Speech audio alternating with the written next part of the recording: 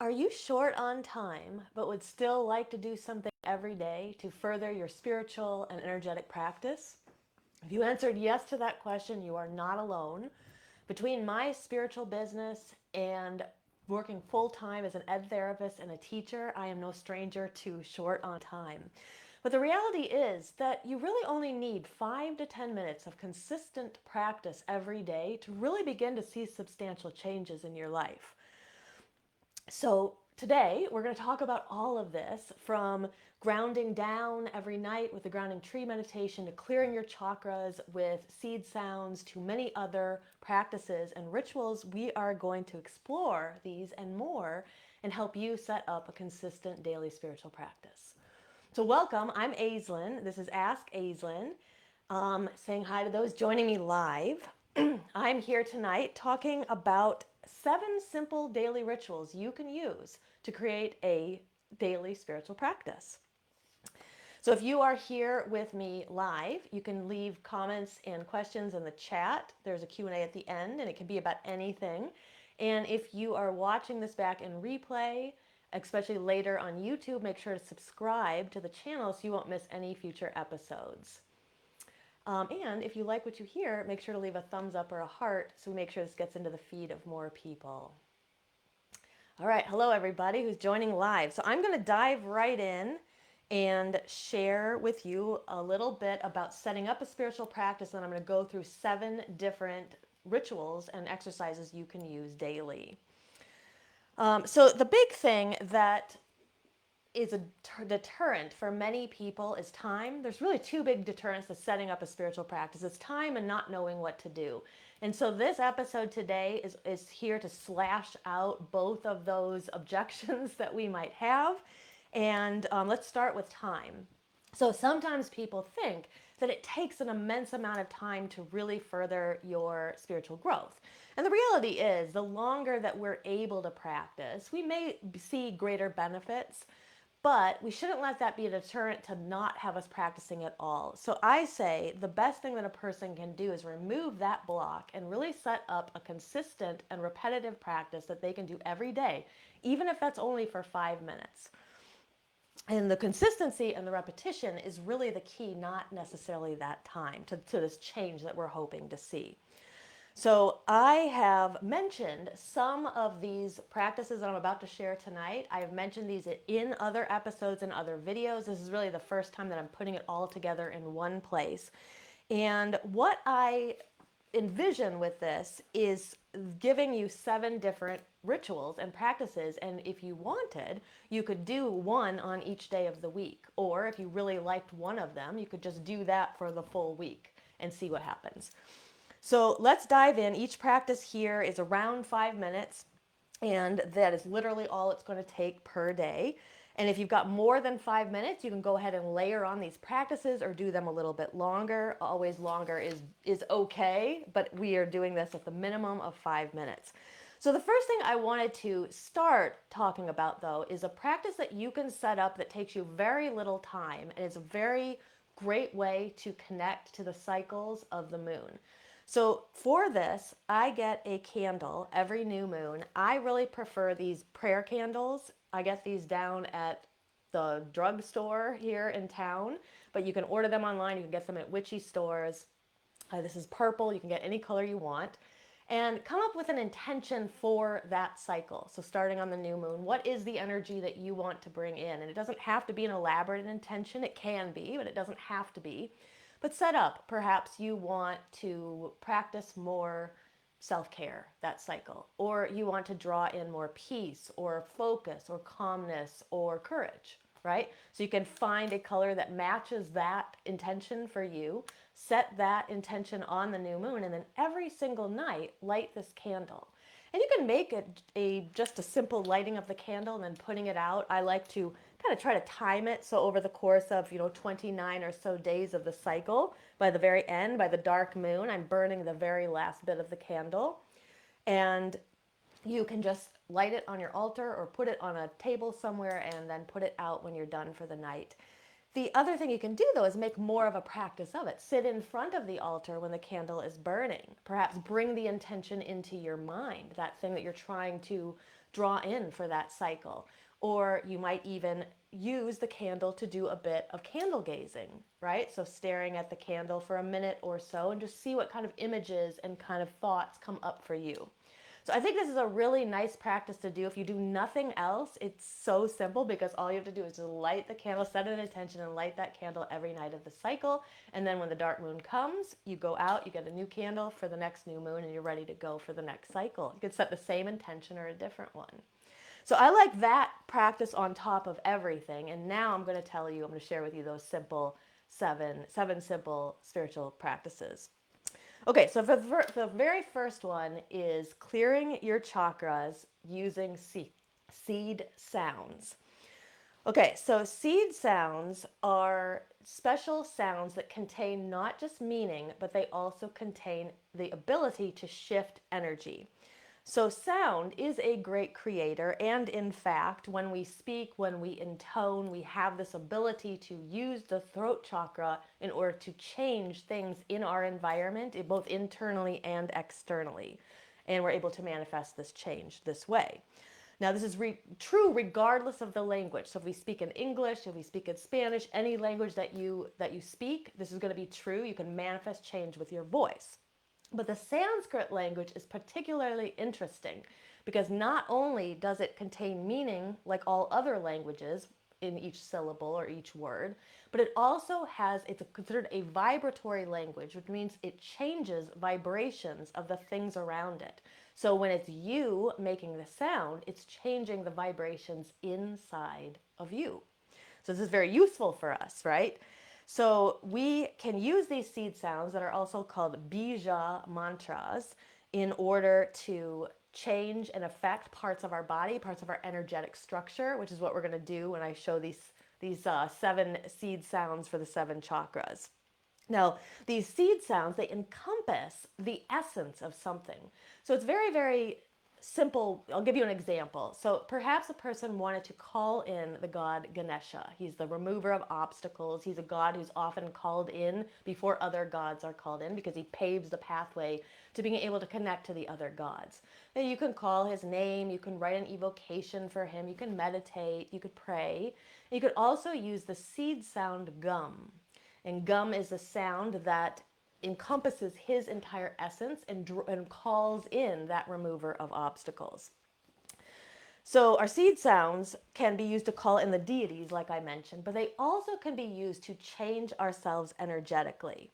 So these seed sounds that we're going to explore today are the seven for the chakras, and intoning them is a great practice that you can do to move energy through your body and through your entire energetic system and essentially clear your chakras every morning or every evening or at whatever part of the day that you do this.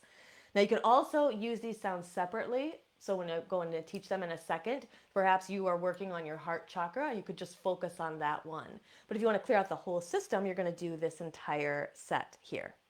Okay, so what I recommend is I'm going to teach the sounds now, and then if you were going to take this into a practice, you would set your timer for about 5 minutes, and you would intone these sounds, and when you got to the end of the series, then you go to the beginning and you would start over, and you do this until your timer goes off.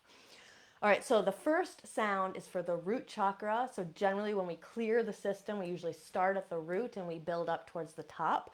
The seed sound for the root chakra is lum. Now, it is spelled L-A-M, but in the Sanskrit language, A is pronounced Okay, so this is going to be lum. Now, the good news for us is these all, at least the first 5, they rhyme, so they're pretty easy to pick up and remember. So for the root, we have lum. For the sacral chakra, we have vam. So that's V-A-M. So we go lum, vam. And then when you get to the solar plexus, this one is rum. It's spelled R-A-M, but we pronounce it rum, rum. Now at the heart, this is my favorite one, yum, Y-A-M, yum. And when you get to the throat, this is hum, H-A-M. Okay, so starting at the bottom, I'm just going to do these first 5 again, just for anybody who missed them. So we have the root chakra, lum, the sacral chakra, vam, the solar plexus, rum, the heart is yum, the throat is hum. Now when we get to the third eye is om. So this is said to be the sound that existed before any other sounds existed. Now the interesting thing is that Om, when we bring it into kind of Western culture, we write it a lot of times as OM, but the original spelling is actually AUM, and it shows us that there's more sound to it than just the O. It's actually like Om, Om, like that. We could just say Om. So Om is at the third eye, or Om at the third eye. And then the crown is generally silence. This is the silence that exists. It's like the pause in between every breath, or the end of one cycle and the beginning of the next one. So some people will just do a silent Om when they get to the crown, and some people just have silence there. And then you go back down to the bottom and you start at the root again, Lum, and then Vum, Rum, Hum, oh sorry, Yum, Hum, Om, and then the silent Om. So these sounds are usually intoned in a lower part of the body. So the one thing we don't want to do is we don't want to intone them really high up in the head usually. So like, let's say I'm at the heart. This one is yum. So I don't really want to go like yum. I want to try to intone this kind of low in my body really so I can feel the vibration. So more like yum,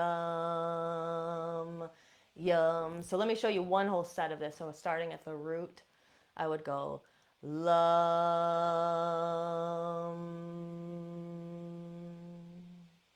And then moving up to the sacral chakra, Vam.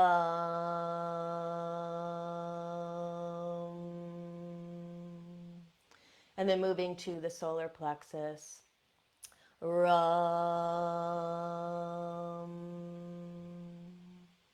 And to the heart, Yum. To the throat, Hum. To the third eye, Om. And then there would be the silence at the top, and then you would repeat that whole set. And you can intone these longer. I'm kind of did them a little bit short since we're on video and there's a lot of stuff I want to cover tonight. But you can really take your time with this. If there's one particular chakra, like I said, that you want to work on more than others, you just intone that sound. And I would set a timer for about 5 minutes. Go through the entire set. When you finish the set, go to the beginning and start over until your timer goes off. Another thing that you can alternatively do, which I think is really neat, one of my teachers said that she likes to do any seed sounds or any chanting. She does it in 3 different ways, 3 different voices. So she starts out loud, like the way I just did it, and then she does it like soft or like a whisper. So you would go through the whole series and you would whisper it. And then the third set, she does it silent, because there is power in silent mantras as well, the ones that reverberate inside of our head. And then she would go back to the beginning and she would start with a loud round, and then a whispered round, and then a silent round. So different ways that you can mix it up, but it's a nice little practice you can do, and it's one of those things that literally you could just clear out all your chakras all at one time just with these seed sounds. And Tanessa, I see, asked about using a singing bowl to help with the tempo. You absolutely can. And if you have one singing bowl, you can use that one singing bowl. If you're lucky enough to have like the full chakra set, you can even get that out and match those. There's a bowl for the root, there's one for the sacral chakra, there's one for every chakra, and you can do that. But I don't have the full set, I just have one. So I think using the singing bowl is also a really great idea to add on.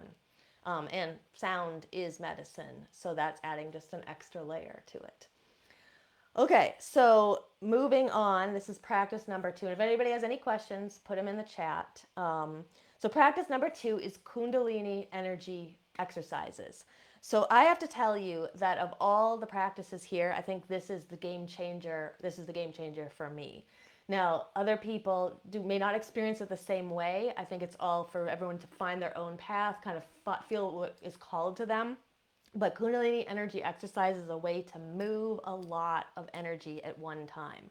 And while there are warnings that people may give about Kundalini energy exercises making people crazy or things like that, the people who experience that tend to be people who are like submersing themselves in it for hours and hours at a time, like in very intense study. And people who are just practicing for 5 or 10 minutes are not going to have any problems with these. So I just like to preface that. To me, that this has been a way for me to move a lot of energy, break through a lot of blockages, shift stuck and stagnant energy that's in some of the energetic centers. Now, Kundalini energy exercises are often called kriyas. A kriya is a repetitive set of movements, which is what the exercises often are. Now, they're not always easy to do. It's not like running a marathon or climbing a mountain or something like that, but they're meant to tax your system a little bit. They're meant to kind of stress you out so that you feel what it feels like afterwards as well. But that stress is where the energy is really starting to move. And so, what I recommend people do when they're first starting out with these is to go very, very slow at first. And if you feel frustrated, just know that that's actually part of it. When I teach these in classes, I usually tell people if there's frustration, it's actually okay. Sometimes you get kind of pissed. You're like, when's this going to be over? Because you're just doing this motion over and over and over again. And that's okay. It's actually kind of part of it. So each Kriya is generally done for about 1 to 5 minutes. So I suggest when people are doing like a beginning short practice like this, I would do each one for like 1 to 1.5 to 2 minutes each. I'm going to show you 3 of them that you could put together into like a 5 or 6 minute practice. So if you really like these exercises and you want to go to the next level, just increase them. And you would do it more for like 3, 4, 5 minutes for some of these if you want.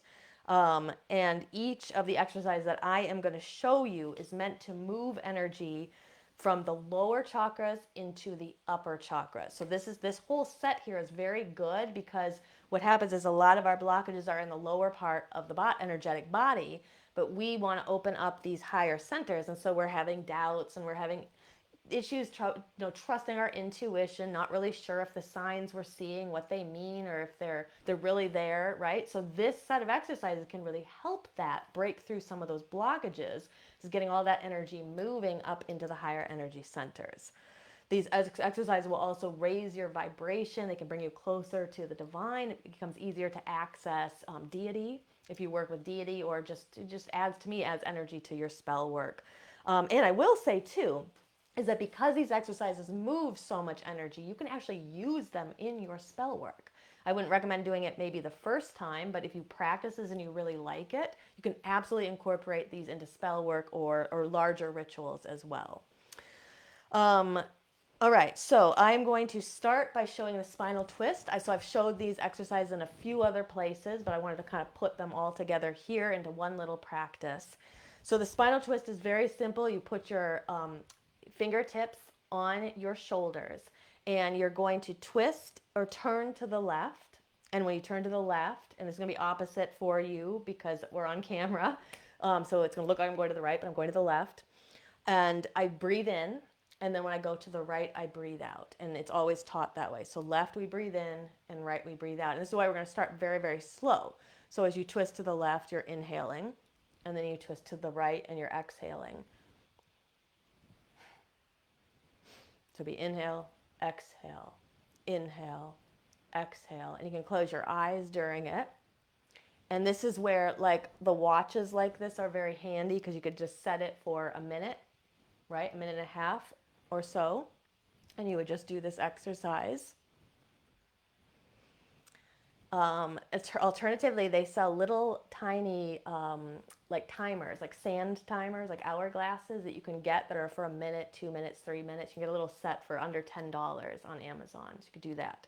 So there's the one exercise. You would do this one for about a minute, 2 minutes, and then you would go ahead and take a breath in and you would stop moving. And that part is really important because if you do it for a minute to a minute and a half to 2 minutes and then you stop moving, you start to feel what they call the pranic glow or the pranic vibe. And this is like the vibration. You actually feel this vibration in your body. This is a sign that your energy is moving. So some teachers actually say the stopping part is the most important part. So we don't want to just plow right through into the next exercise. You would want to do your spinal twist. Timer goes off. You would hold one breath until you need to release your air. And then from there, you just put your hands back down on your lap and just sit quietly for 20 or 30 seconds and just really tap in and tune into your energy in your body. And do it just even 30 seconds, you'll feel something. Then you would move on to the second exercise. So this one is the shoulder shrug. And like this, like the first one I showed you, these are often the two that we would teach beginning students because they're so easy to do and you can feel the energy moving very quickly. So this one, you're going to inhale and bring the shoulders, scrunch them all the way up, and then you exhale, you drop them down. Inhale up, exhale down. And then you would do this for a minute, minute and a half, 2 minutes. And I would start out slow when you're first starting out. It might just look like inhale, exhale, inhale, exhale. And as you get better at it and more advanced, it might be much faster, like this. Okay? So the thing is that you want to set a pace though that you can keep up with for a minute and a half to 2 minutes. You don't want to start out going like this really fast if you're newer to it, because then you're going to start to feel frustrated pretty quickly. So you want to start and kind of pace yourself as you go. And now just like the other exercise, once your timer goes off, a minute and a half or 2 minutes has passed, you just hold, you kind of scrunch the shoulders up for one breath. And then when you're going to exhale, you just let them down, put the hands back down on your knees.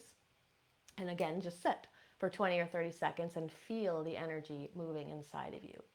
Now this final one I really like. I've actually never shown this one on camera before. And this is a really good one for abundance and manifesting abundance. It's also a very good one for focus. So if you feel like there's something that you're trying to do, but you can't get the focus, this is a very good one. You could do this one just alone, before you're sitting down to do something that you really need to focus on. It's also very good for opening up the third eye because we're going to bring the hands in front of that energetic center. So this one starts with your hands kind of in like they might call this goalpost arms or cactus arms. And on the inhale, you would inhale with them wide like this. On the exhale, you bring them together so that they don't touch, but they come into this kind of like they narrow right in front of your eyes. So as though there was something you could stare at directly in front of you. It's narrowing that vision. And this is why this one's so good for focus and kind of opening the third eye. So inhale, exhale, inhale, exhale, inhale, exhale. And so again, you would do this one for about a minute and a half, 2 minutes. Inhale, exhale. You can close your eyes during it. And what I like to do too is while I'm doing this exercise is to really think about that thing that I'm trying to focus on or that thing I'm trying to manifest or draw in and really bring that into your vision right there as you're doing the exercise. So if you put that together, those three, and again, so like the other two, when you get to the end, you can kind of hold your arms in the goalpost for a breath in and out, and then you drop the hands down to the knees and now sit again for the 20 or 30 seconds and just feel that energy in your body. So I will tell you that I had kind of gone into like a little bit of a slump, like working too much, really feeling very uninspired, a little quite burnt out, I should say, actually. And I started doing a set of these for 15 minutes in the morning. And I mean, it was just a game changer for me, how much this has changed me energetically. Like I just have more energy. I recommend like these are very good in the morning, especially if you have a hard time getting up, because they really motivate you in the beginning of the day. All right, so those are the three Kundalini Kriyas that I'm going to teach, but there are many more. There are also many, many benefits to doing Kriyas like this and Kundalini energy exercises. So besides the spiritual aspect of it, they're very good for strengthening the nervous system because of the rhythmic kind of breathing, no matter what pace you're at. They're good for reducing addictive tendencies. So if you're trying to like get rid of an addiction, put your mind into these exercises, and that really can help. They boost the immune system, and they're very calming and purifying for the mind. So if you're feeling very scattered, these exercises can also be very good, in addition to all those spiritual benefits. Okay, practice number 3 is the let me see. There's a question here. I'm gonna ask. I'm gonna look at. So Misty said she's been listening to supposed videos on YouTube to cleanse your chakras. How well do these sound videos work? And do you know any legit ones on YouTube? And then Melinda said, yeah, it was a good question. So I think, are you talking about probably the ones that have like binaural beats, like those sound? To me, I don't know of any that I can particularly say are legitimate. I mean, there's a few channels that I really like. I think the best thing is to find sounds that you like that are pleasant to you, that sound good to you. Because I remember a while back, someone had posted a video in Body Mind Witchcraft that was I think it was meant to, the intention was something about shadow work or something, but many of the people who listened to the video said that it was very grating. The sound was very like anxiety provoking. I only listened to it for a few seconds, and it caused like almost immediate anxiety. And so those definitely, you're meant to feel very good when you're doing these. So if you find a channel and some sound clips that you really like, that's what you're looking for. Yeah, so I would, I'll tell you what, I'll share below here, I'll share with you guys a couple of channels that I personally use that I think are good. There's no regulation on this, so there's no way to say like how legitimate they are. I mean, they claim that they're using certain frequencies and vibrations, so we trust that they're doing that. Some of them also will have subliminal messages inside. We don't really know if they have it because we can't hear that usually, but I'll share with you a couple of the channels that I really like. Okay, so moving on. The next one is elemental meditation with mudras. Okay, so this is a nice little daily practice that you can do. And just remember too, anybody who's joining us kind of in the middle here, this isn't to do all 7 of these practices every day. You can mix and match, you can pick and choose, you can do one for a full week or do all 7, one on each day. So this is elemental meditation in mudras. What I like about this small little ritual is that it's not necessarily a traditional meditation like you think of. There's not a recording to listen to. It's not really a guided meditation. It comes from you and allows you to express your ideal way of meditating. So this allows us not only to connect to the elements, but also to clear elemental energy inside of us too, to kind of cleanse that energy as well. So what we will do is we're going to start with the energy of air. And so if you have a compass, which many people will have a phone that's going to have a compass on it, figure out, I think it's really important for all witches to kind of know the directions in their living space. So know where east is. For me, east is behind me. So you would start by turning to the east, and you'll face the east and make the element of air mudra. So the way this looks is you're going to bring your pointer finger to your thumb. So some people just bring it together like an okay sign, and then other people like to actually take the thumb and kind of push the finger down against the palm of the hand. So it can also look like that, or it can look like an okay sign. But the importance is that we're using the pointer finger and the thumb. So you would make this, you can do it on one or both hands, face the direction of east. Close your eyes and call in the energy of air and really make this your own. Okay, see what happens. So some people may see like shifting trees. So you might see imagery, right? Some people may actually feel like a breeze on their skin. Some people might hear leaves rustling in trees.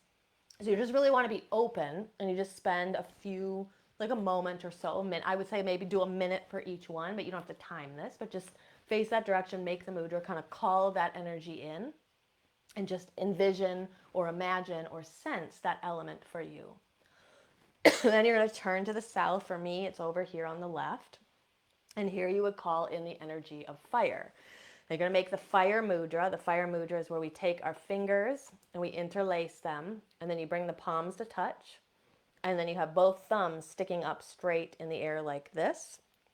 And then many people bring that kind of to the heart, or I like to bring it to the solar plexus because that's your energetic center of fire anyway. So you just bring that there. And then you're facing south, and you close your eyes, and here you're going to call in the energy of fire.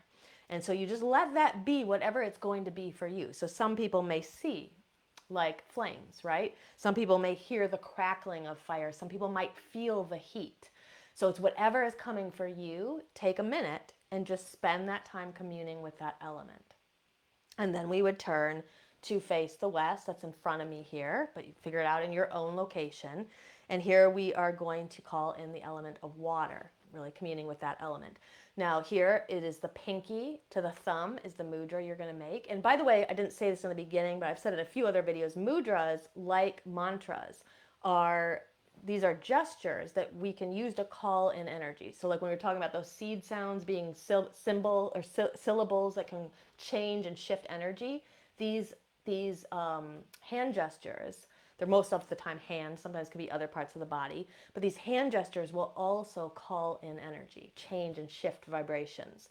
So here you can take the pinky to the thumb, or alternatively, some people like to kind of fold the pinky down and then they just use the thumb to press down, press the kind of pinky towards the palm.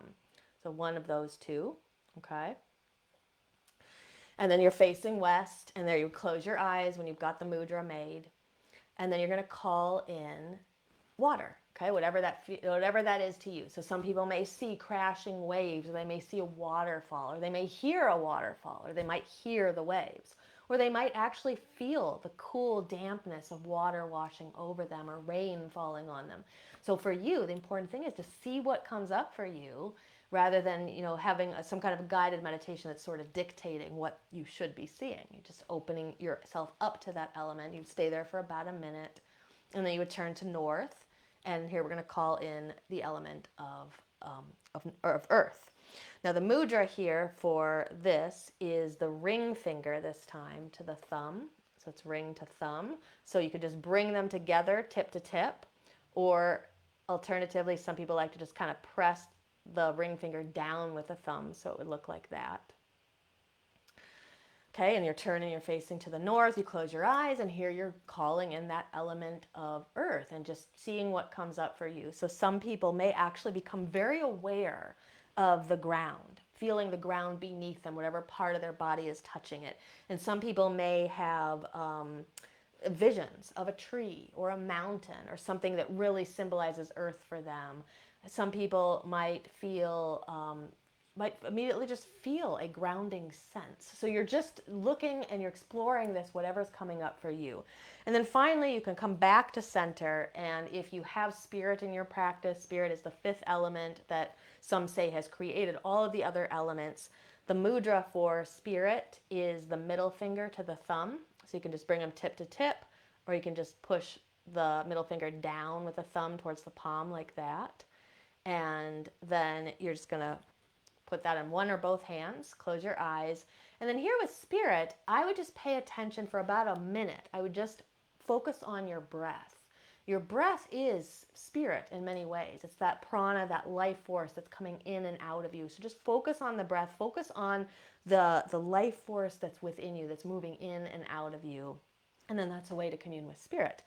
And so at the very end, you've done, by this time, you've probably done about 5 minutes, small little practice. You've called in all your elements, communed with them, and it's a nice way to just kind of clear, like clearing the chakras, sort of just clearing any blockages in your elements and really getting them balanced.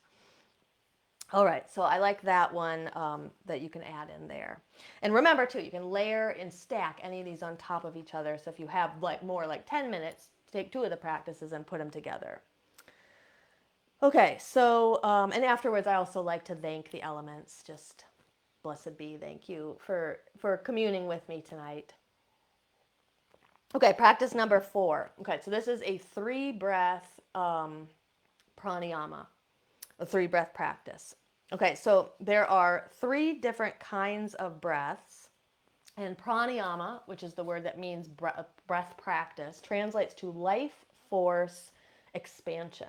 So I always say, who wouldn't want life force expansion? So when we actually engage in breath work, we're engaging in expanding our life force. Each breath, we inhale and we exhale that life force. And there are many types of breath. And so we are going to look at 3 different main types. For the most part, breaths can be kind of broken down into these 3 main parts or types. The first one is the neutralizing breath. So the neutralizing breath is meant to calm the mind, kind of bring you back to a neutral state. We're not feeling overly active and joyful, and we're not feeling like super relaxed or anything. We're just kind of in that even keel. So this will help us neutralize reactive tendencies. So if you feel like you are like really reactive at the moment over something, trying a neutralizing breath can really help. So the one that I'm going to teach here or talk about, I've talked about this one in some other videos, but this is the healing square breath. So what you do with the healing square breath, it's so simple. You will inhale for a count of 4. Most people like the count of 4, but if it seems like it's too long, you would do 3. If it seems like it's too short, you would do 5. But you want to make sure that each part of this is the same count. So we would inhale for a count of 4. And then you're going to hold at the very top of that breath. You would suspend your breath for a count of 4. And then you're going to exhale for a count of 4. And then at the very bottom of the breath, you're going to hold for a count of 4. And she would do that over and over.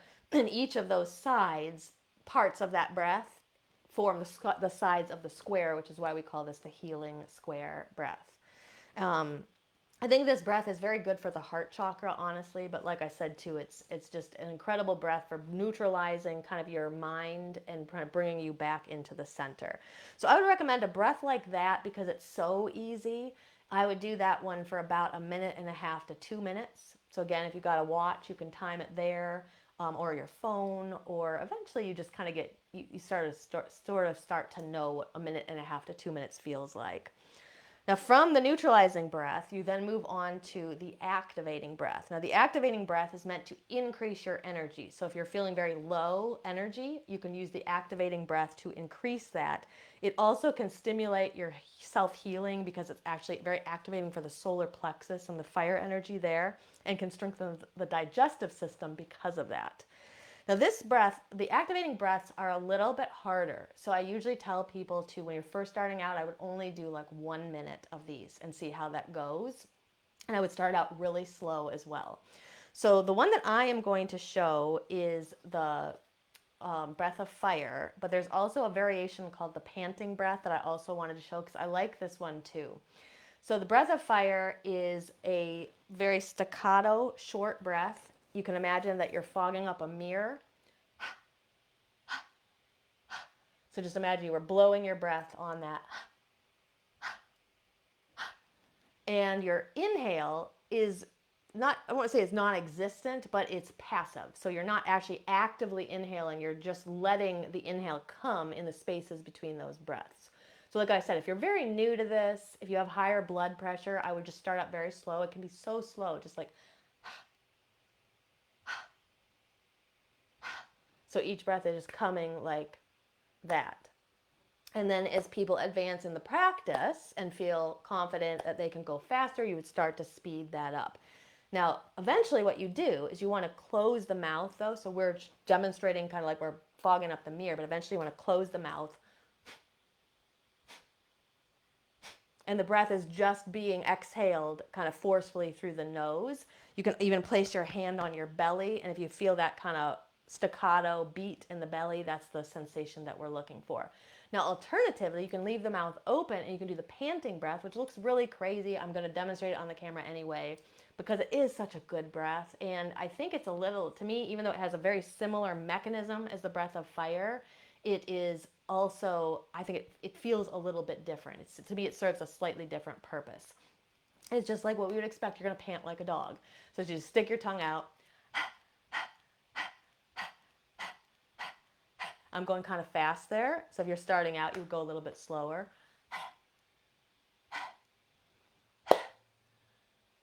And like I said, it looks kind of crazy. And just know too, your mouth can get kind of dry. So I like to have water nearby if I'm going to use that panting breath. But again, you would do that one for about 1 minute. That's considered an activating breath and will kind of energize you. And then from there, you follow that up with a cooling breath. There's several different kinds. I'm going to show the Satali Pranayam here. Cooling breath is designed to bring down the system, especially to bring down heat and anxiety and anger, like hot emotions, is very good. So with Satali Pranayam, if you're able to curl your tongue, you will do that. And you're simply going to breathe in and out through that curled tongue. I should say you breathe in through the curled tongue, and then you close your mouth and you exhale through the nose. And this is meant to be a very slow breath, and you should actually feel a cool sensation in the mouth as you're intaking the air. Now, those of you who can't curl the tongue, like me, you do the sipping straw breath, which is just simply imagine that you're sipping air through a straw. So the inhale would look like, you get to the top of the breath, close the mouth, and then you just exhale down. And you can actually extend these breaths out to like a count of 8. You can get really relaxed here. If you're feeling super angry or agitated, I would try this breath. It can really bring you down fast. And because it is such an easy breath to do, unlike the previous one where you're only going to do it for a minute, this one you can do it for 1.5 minutes to 2 minutes. Put those 3 breaths together and you've got about 5-minute little practice. Now, regular pranayama practice is shown to retrain us how to breathe. We live in a society where a lot of us have started breathing very high up in the chest, very unconsciously. We're not conscious of this at all. So a breathwork practice like this can be a major game changer for people, especially those who have stress and anxiety, and can also have a profound effect on our spirituality.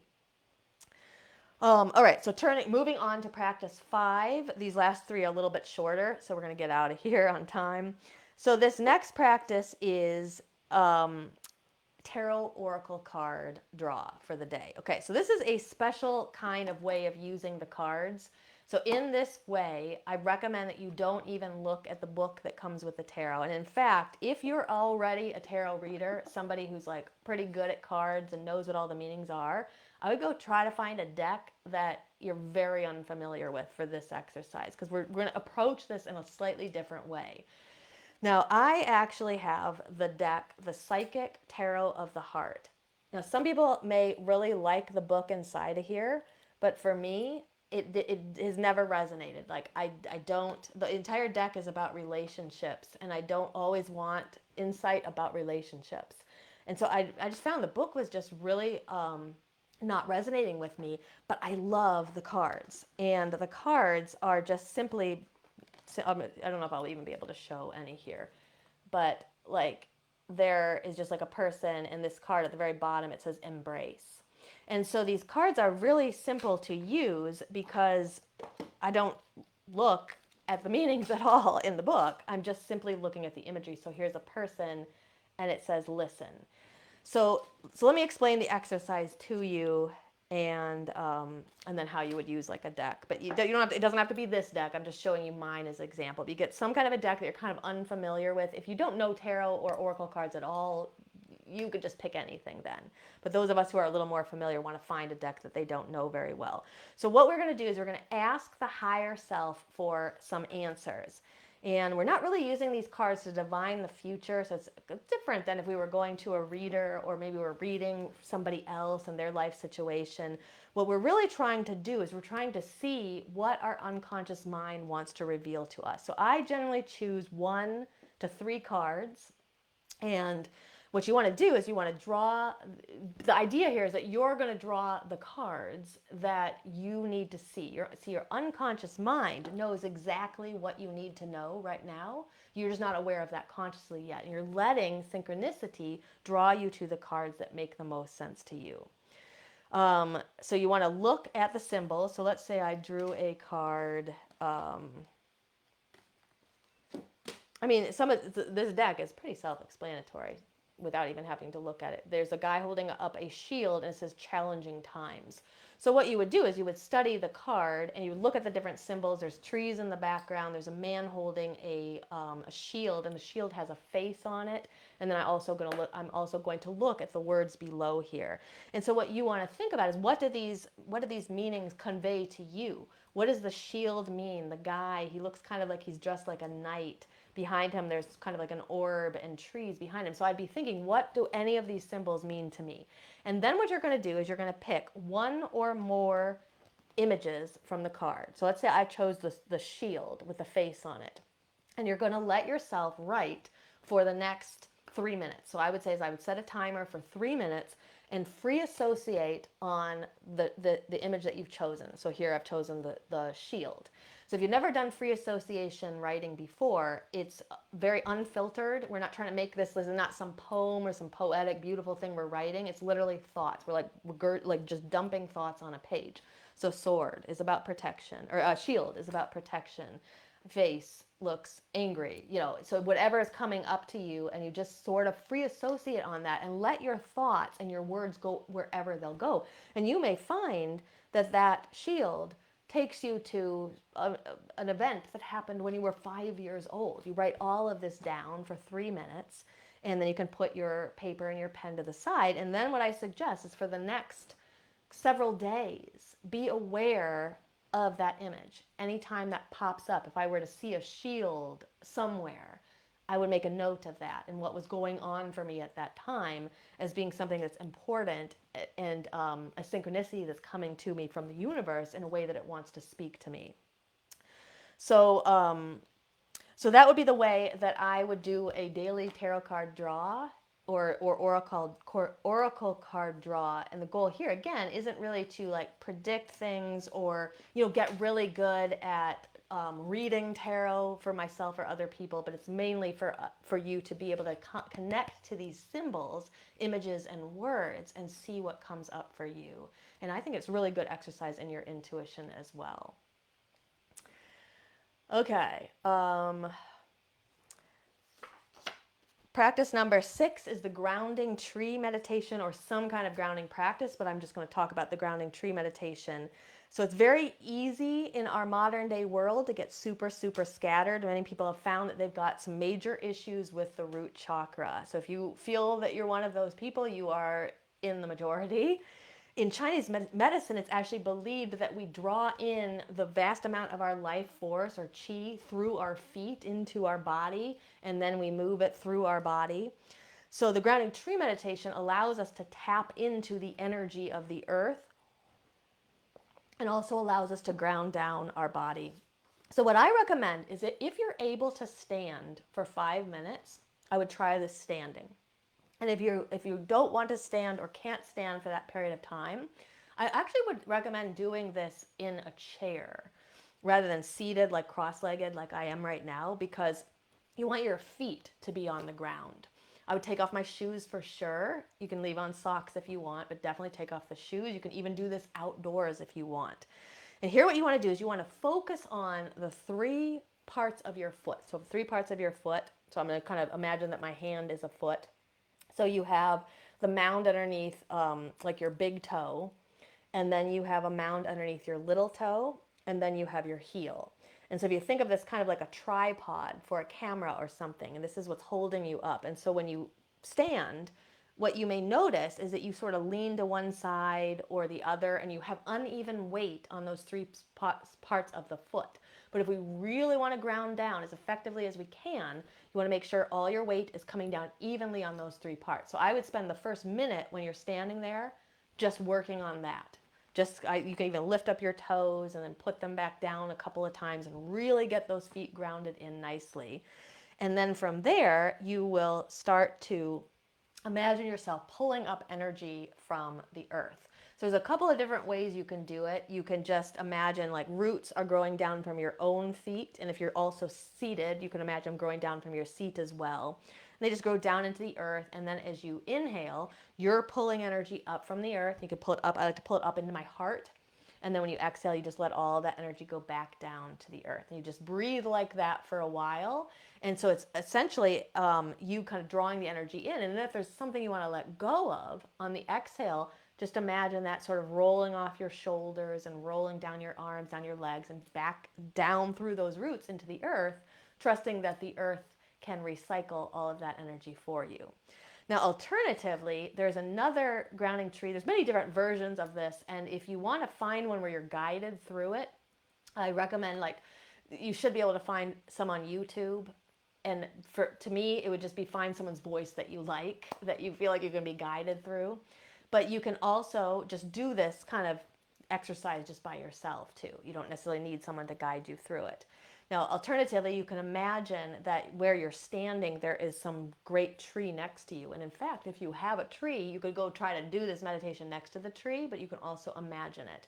And here, what you imagine is that when the roots grow down into the earth, they actually are connecting and intermingling with the roots of the tree. So your roots and the roots of the tree become one. So as you inhale and exhale, you're actually breathing in and out with the tree. And then that can also be a very grounding experience. So like I said, I would probably do this for about 5 minutes. If you want to find a guided meditation, I would just Google grounding tree meditation. You're going to find all kinds, and just find somebody's voice that you really like. I also want to let you know that this summer, Probably in August it will be coming out. I'm putting out a very small mini course. It's going to be very affordable, and it's actually going to teach all of this in greater detail, and it's going to give you all the practice videos. So all these exercises I'm talking about, they're all going to be in there, and you can follow along with me and just do your 5-minute practices and stack them on together if you want a longer practice. So that's coming out later this summer. It's called the Short and Sweet Spiritual Self Practice. Like I said, includes all this information plus more. But in the meantime, any of this stuff can absolutely be done just on your own, just from the instructions I'm giving here. And if you want any, if you have any questions about any of it, definitely message me if you're watching this back later, or put them in the chat. Let me talk about practice 7, and then I'm going to open it up to see if there's any extra questions here. So this practice is cutting your energetic ties. So this is a practice that I recommend doing this at night if you're going to do this practice. You can do this every day, or you could do this once a week. I think it's every once in a while. It's good to just kind of clear out your whole energy aura and just make sure that you don't have a bunch of stuff that's attached to you that's not your own. So people who are especially sensitive, those who are clairsentient, those who are considered empaths, or just are really sensitive to other people's energy, tend to pick up a lot of stuff. And we have all these cords attached to us, and they're not sinister or evil or draining us or anything like that, but we're just carrying a lot of stuff that's not ours. So in order to do this, you're going to close your eyes and you just want to scan your aura. And I want to preface this that some people, when they do this, they can immediately kind of tap in and they know exactly what I'm talking about, where these kind of dark spots are. And other people don't really feel anything, and that's okay. You don't have to. This practice will still work for you. So when you scan your aura, you're just looking for anything that's attached to you. I also sometimes think about if you sense things. So like if you close your eyes and you feel there's maybe some pressure on your arm, perhaps. This might be an indication that there's something attached to you from that side. So if you can see and sense these things, what you'll do is you'll be able to know exactly where to go in to cut these off energetically. But like I said, anybody can do this exercise. So if you can sense them, what you're going to do is you're going to imagine, I like to imagine a selenite athame or sword or knife, and then you just sever that tie.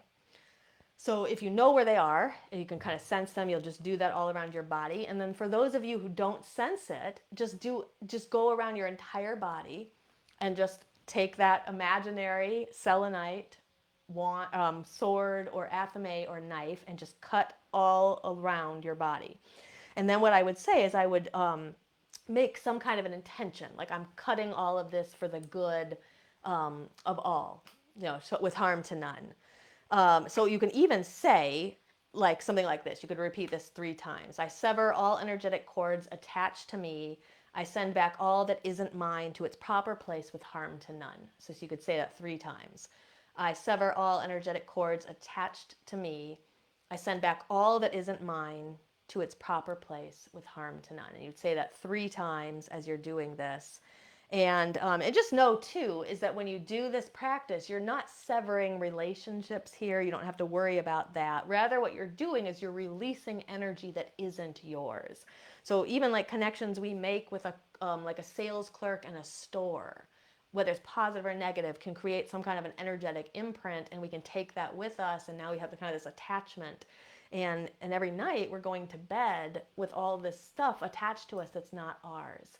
And so if you have, especially if you're having a lot of unpleasant dreams, or your sleep's very unrestful, I would try this before bed and just see if you can cut off some of that, just again sending it out and away from you with harm to none. So I go to sleep with just my own energy, and to see how that works. Okay, so that is the end of our 7 simple spiritual practices. And so I'm going to open up some space here if anybody wants to ask any questions. It could be about anything here or anything in general. And I don't see anything in the chat, but I'm going to give you a minute to put anything in there if you want to. And while you do, I'm just going to mention my course, Demystifying Witchcraft. Signups are starting tomorrow. I'm going to be sending people the information about that. So if you haven't heard about it, this course is going to be open for signups from 7/6, that's tomorrow, until 7/12. It is a 12-week full-length course, and there are 12 different modules. These are all the foundations of witchcraft. This is based on the teachings and the trainings I use in my own private coven. This is the first time I'm bringing it out to the public. So there's different modules like background and history of witchcraft, the magical mind, sacred space, energy, and grounding, tools of the craft, that goes through all the different tools, introduction to the elements, working with deity, celebrations, sabbats, esbats, rituals 101, the science of magic. Then there's 3 classes on spell work. And then as a bonus, there's an astrology 101 class for witches, and there's also monthly Q&As once a month for anybody who's enrolled in that course. They can come on, and if they can come live, they can ask their questions live, and if they can't be there live, they can submit the questions. I just answer everybody's questions about the material from the course.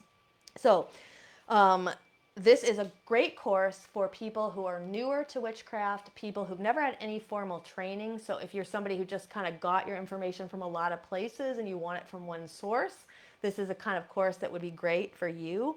It's also good for anybody who's maybe been practicing, but they want a refresher, or they just want some new perspectives. And to brush up on some things. So I'm teaching this course live over the summer, all summer long. It'll go into early fall. It should be like right around Mabon it will end. And I will be teaching it here this first time for a hugely discounted price. So if you're interested in the course, I really recommend I do it now, because the price is going to go up when I package this all together. And if you're in my Shadow Seekers membership, you're going to get an even bigger discount for that. For taking this course if you're already in the membership. And there's replays of everything for everyone. So if you can't come to those live classes, the first one starts on July 13th. If you can't come to that live, no worries. You'll get a replay right away afterwards.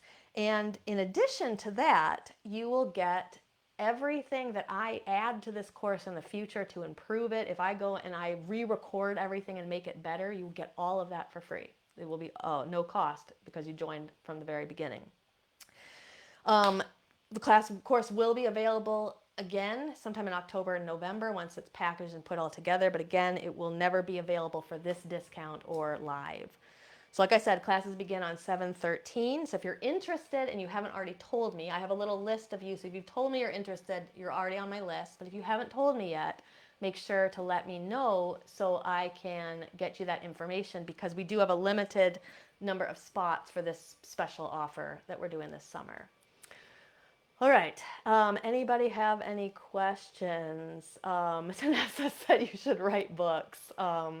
Thank you. Yeah, I'm actually planning to write a book eventually. So put all of it together in one place.